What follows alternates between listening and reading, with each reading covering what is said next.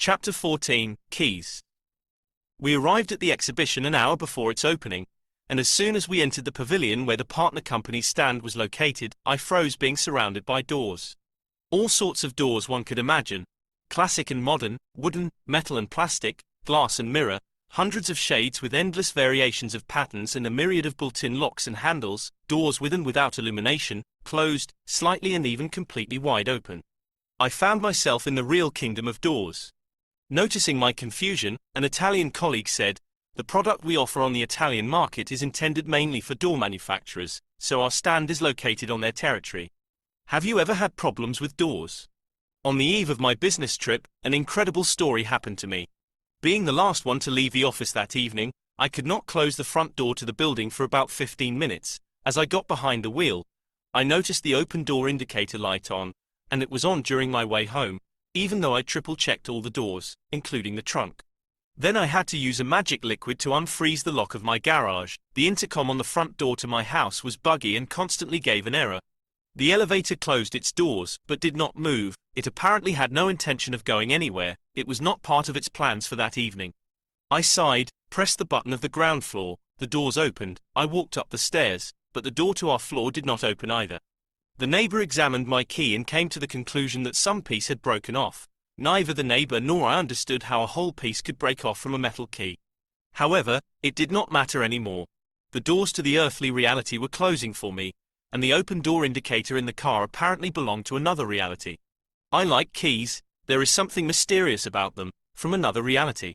Once, in the country with many Buddhist and Hindu temples, I bought an intricate lock with 2 keys. I still don't understand why. I was drawn to it. So it fulfills not its direct earthly mission, but a secret task of the higher forces that sent it to me. My favorite sign is the Egyptian ankh, which means key. I mark with it my pictures about another reality. The patriarch gave me an ankh when I was returning to earth from the temple of my soul, and the program of Ram seminars is called the key. Besides keys, I also inexplicably like butterflies. I surrounded myself with butterflies on all sides. Butterflies which I embroidered for about a year, miniature figurines of butterfly girls, butterflies under glass and butterflies out of glass. I have a dress with butterflies, a jacket with butterflies, shoes, a scarf and a bag with butterflies, various jewelry in the form of butterflies. I had never wondered why they were so dear to me, until I was asked during a literary party what butterflies meant in general and for me in particular. It's good that people can ask questions that make one think. Usually people have no time to think. Being asked, you need to answer, so you have to think. Although this statement is true only in relation to people who are able to think in principle. Butterflies are something tender, light, airy, heavenly, beautiful and almost unearthly, magical. They are similar to what lives inside me, and probably not only in me, but in many others as well. Butterflies have wings. They not only can fly, but, basically, they are flying. Butterflies love the light. Probably, I surrounded myself with butterflies so as not to accidentally forget about another reality, which not only surrounds me, but also lives in me. I met Maria and we walked around the pavilions, exchanging our latest news, of course, mostly about love, or rather, about its absence. Its presence in us and the absolute absence towards us in those we loved. Maria invited me to stay with her after the exhibition was over. However, to get a visa, I had prepared a lot of documents in advance, having spent an insane amount of time. I like traveling to unknown points of the planet, opening them as an unread book. This is very interesting. Like everything that contains an element of some new knowledge. Going to the same place is like reading a book from which I will learn nothing new, just waste precious time. This statement is true, except for the places of power, where one can return at the call of the soul as many times as it wants. I travel to Italy quite often for work, and my boss advised me to apply for a multiple-entry annual business visa. One of the requirements for it was to provide an invitation, preferably with a note that the host party would cover all costs of your stay in Italy. I received such invitation for a year and made annual medical insurance, which obviously cost me more than insurance for a short-term period. The consulate also required to provide my personal account data, indicating the presence of a gigantic amount, which, of course, I did not have. The boss gave me the necessary amount for 2 days so that I had time to put it on my account, get the documents from my bank and immediately return the money to him. I did not understand why it was necessary for the consulate, in case the host party covered all my expenses, and it was a business trip for me. An employee had the right to have no bags of money in reserve. If all business travelers had had fabulous accounts, It would have meant that only millionaires worked with foreign countries, but everyone knew that millionaires did not work, since they watched others working. I stopped by a branch of the largest bank, which actively advertised its impeccable customer service. After standing in line for about half an hour, I went to the window and said that I wanted to put money on my account and get a statement. The bank employee stretched sweetly, yawned and said that was the wrong window. I asked politely which was the right one. The employee replied that it was probably the next. I stood in line at the next window, where the employee did not know what to do with people like me, so she left for advice. As a result, I was sent to the farthest window, which turned out to be closed. I came up to the window to the left of the closed one. The young man listened to me and was even about to say something in response, but his mobile phone rang. Having placed a 15 minutes break sign right in front of my nose, he disappeared. At the last window they did not listen to me, but finally said 100 rubles, and at my questioning glance they added, for the paper. I think, if you were me at that moment, you would have agreed to 101 ruble, just to free yourself from the money you had borrowed before it disappeared. After 10 minutes the girl prepared the papers and asked me to go to the cashier. Having stood in line, I finally passed the heavy load into the hands of the cashier. She checked the money for lies, hid it and began typing something on the computer. 5 minutes passed, the cashier was nervous, she frowned and called someone, who came and did something on her computer, but the cashier returned my burden to me. We don't know why, but we can't put money on your account, try going to the bank branch where it was opened for you. It sounded promising, so I arrived where I had been sent, and received a ticket with the number of the electronic queue, in which there were 59 more people in front of me. I approached the administrator, explaining that I was late for the consulate, and was happy to hear the familiar 100 rubles. Imagine my amazement when in the end I got a multiple-entry tourist visa for 3 days. So, having tried to count in my mind how many times in 3 days I could fly there and back, I said to Maria that I would definitely accept her invitation with pleasure, but sometime later. Listen Maria, I just can't find the key. One of my teachers said that I had been broken by the black shadow from there and there was no integrity in me. Like I have gone too far, I want to do something for the world, but I don't know what exactly, therefore I don't understand what I am doing here. For example, you, Maria, what are you doing here? To be honest, I spend most of my lifetime on survival, but I also love. Don't you love? I love. That's it. You love with the love of another reality, the universal love. Only those who have gone through a lot can love like that. Your love extends not only to the one you love non-reciprocally, it just seems to you that it's going into the void. No, not into the void, but into our world. Moreover, you are full of light. Otherwise you would not be able to love like that, so you give a little of your light to everyone who communicates with you, and the world becomes brighter. That's what you are doing here. Okay, I agree, but who do you think defragmented me? A person of light has a rather strong protection, the one of the higher forces. Once you said that no one and nothing has any power over you, except for the person you love. That is, the man who was not. I think he did it. You love him, therefore you take off your protection in front of him and become defenseless, like a warrior returning from the battlefield, takes off his armor and leaves his sword in the hallway. He does not expect someone to stab him suddenly in his own beloved home. Remember what happened the last time you saw him. Oh yes, the man who was not changed his face, and the black essence crawled out of his eyes bursting into many snakes. One of two things Maria. Either it's not the shadow from there, but the man who was not, or the shadow from there settled into the man who was not to break me. Or Alice, the man who was not is that shadow from there. No, Maria, he is not from there, he really exists. Another reality really exists too, does not it? Are you saying that there is no the man who was not in the earthly reality? It seems to me that you yourself called him so. Alice, you are going to the mountains with Ram soon. She appeared in your life not by accident. The trip will be the beginning of something new and definitely bright for you. I did not know if Ram realized that she had kept me on earth with her offer. I was interested in another reality much more than in the earthly one for a long time. Everyone wanted to go with Ram to a place of power, but she used to collect a group herself and, usually, of no more than 20 people.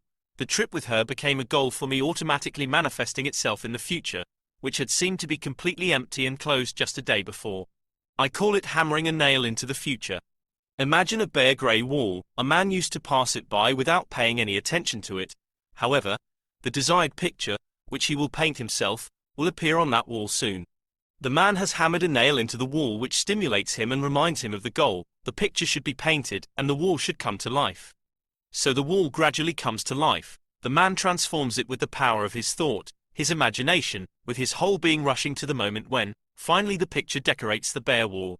This program helps when working with seriously ill people and with those in the void. True, you first need to find and begin to eliminate the cause of the disease or emptiness, and simultaneously work with nails. The most difficult task is to select for a specific person something that he really wants to realize in the future, what hooks him to the quick and will keep him here. Then specify a deadline, hammer the nail. The person will begin to paint his picture, to do what will allow him to achieve the goal within the time frame.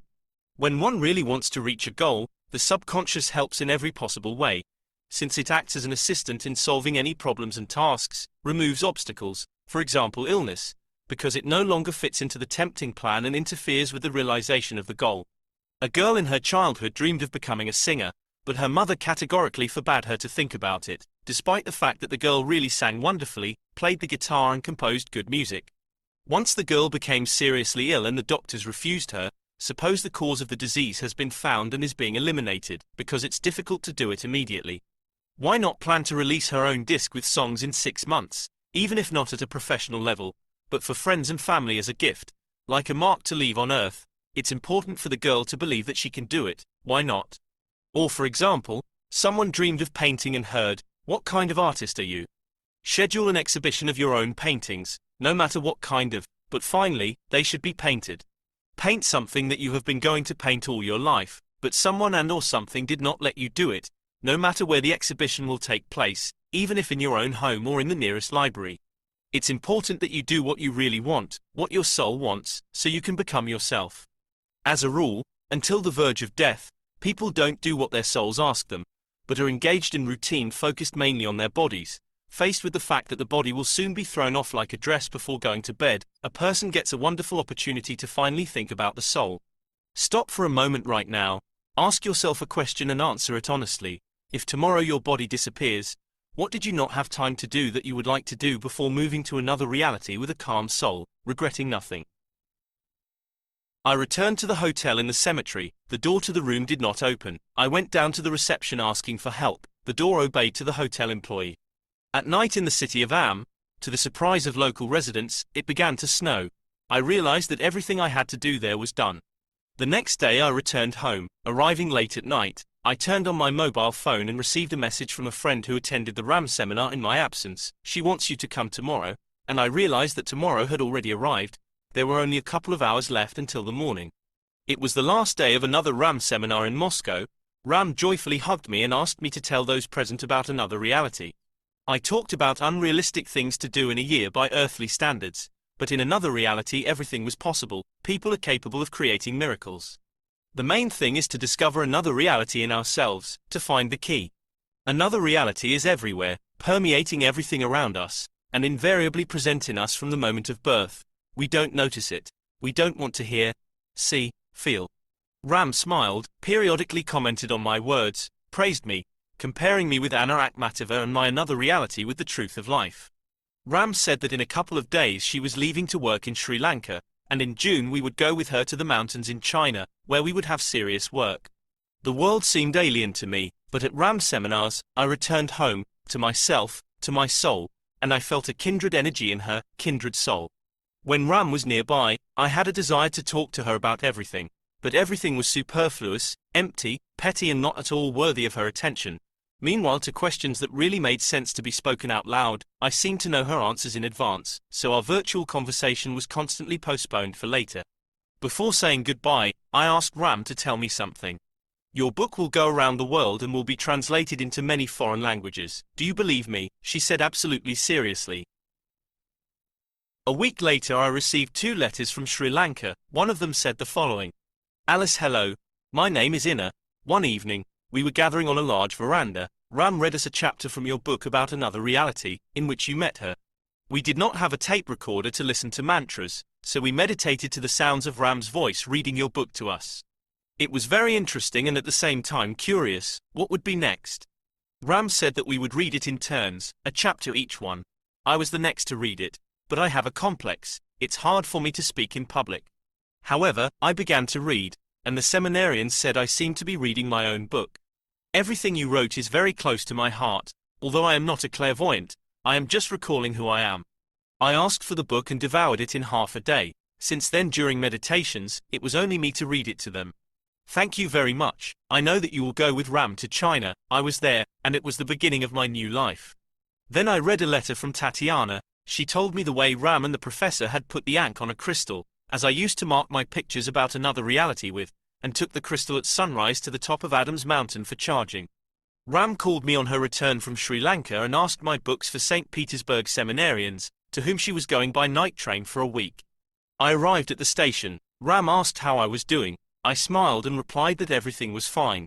When we talk about bad things, we re-experience them as if in reality, and attract even more negativity. If we talk and think about good things, sooner or later they will definitely visit us. The next day, Ram asked to deliver another batch of books about another reality by night train, and then, and later, I was happily going into the night, a sacred mystery of transferring my books by unknown trains to different parts of the country. A week later, Ram was returning from St. Petersburg. Early in the morning at the station, I met her and her friend, the professor, who was persecuted by official sciences after the publication of a book with his discoveries in the field of physics and the influence of vibrations on the human body. The three of us were walking from the train to the metro. Ram's conversation with the professor consisted of broken phrases that would seem to ordinary people from the outside to be the ravings of crazy ones. She proved it. You know, said the professor. 5 years. It took her 5 years. But she did it. The same as we did with rats back then, remember? No matter, if there are already 100 of them, everywhere further. Stamp. The stamp remains in that place after, Ram exclaimed with the joy of a child. Yes. And this means that bring the same number of people there right after that, and they, so they too. Right, I always knew it. She worked in a secret laboratory, but she was allowed to give a lecture at that university. Do you remember the girl from Sri Lanka? Asked Ram. So she says, she entered the laboratory, and they were already preparing a new virus there. She came with the documents, and the computer exploded. In reality or in a dream? Asked the professor. Ram stopped and said meaningfully, what's the difference in fact? And the professor and I nodded in agreement. And then, our teleportation on the mountain, how many of us were there, and all of a sudden at the top, we entered the flow. But they won't believe it. Ram sighed. Is it true that in Sri Lanka you charged a crystal with ink, carried it to Adam's mountain? I asked. How do you know? Ram was surprised. I told her about the seminarians' letters. We approached the metro. As usual, I asked Ram to say something personal to me. She paused for a while, then looked straight into my eyes and said absolutely seriously, a miracle will happen in China and I will gift it to you.